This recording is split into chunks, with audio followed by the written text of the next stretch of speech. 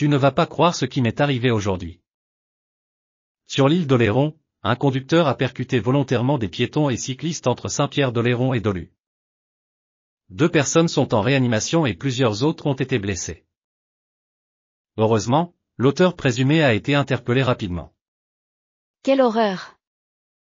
Ça fait peur de savoir que ce genre de drame peut arriver si près. Et à Paris, ça bouge aussi? J'ai entendu parler de l'ouverture très controversée du premier espace Shein au BHV Marais. Exactement. Il y avait une file impressionnante de clients devant le magasin, mais aussi une forte mobilisation d'opposants. Beaucoup contestent ce modèle ultra low cost et mettent en doute la conformité du site. Ça crée vraiment des tensions. En économie, c'est pas mieux, l'activité des services a encore diminué en octobre, ce qui fait 14 mois consécutifs sous le seuil de croissance. C'est inquiétant. Et la politique bancaire, qu'en est-il? J'ai entendu parler d'un bras de fer sur le durcissement des découverts.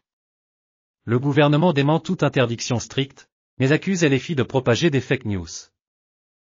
En fait, les banques devront désormais vérifier la solvabilité même pour de petits montants, et pourront refuser un découvert si une personne est surendettée. C'est un vrai bras de fer politique.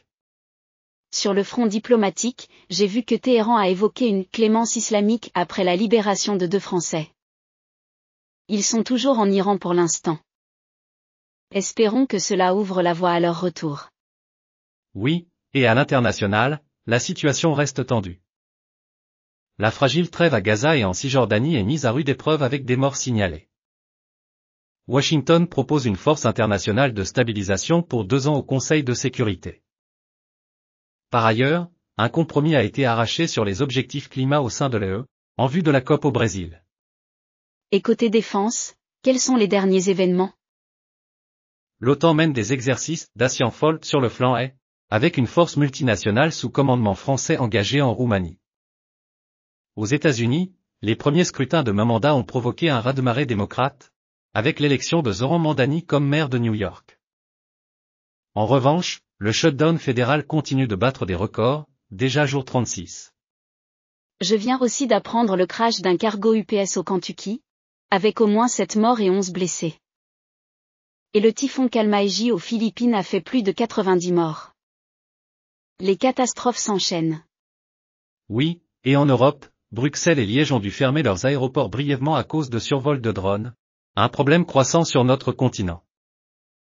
Pour finir, dans les faits divers en France, plusieurs affaires graves ont marqué les dernières 24 heures, notamment un cambriolage violent à Nice, un féminicide confirmé, et un parricide en Charente-Maritime.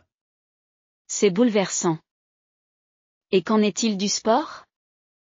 La Ligue 1 a-t-elle repris? Aucun match n'a été disputé ces dernières 48 heures. Le championnat reprendra ce week-end. Voilà les grandes nouvelles pour aujourd'hui.